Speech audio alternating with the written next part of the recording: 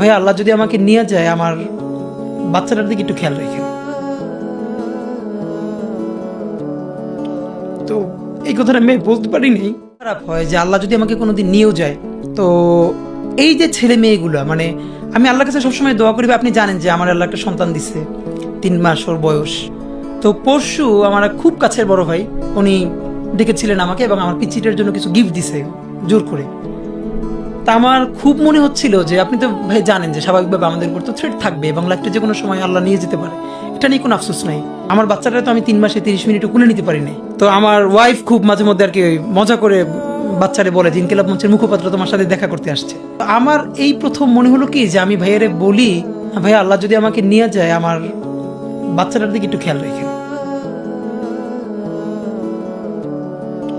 তো এই কথাটা আমি বলতে পারিনি।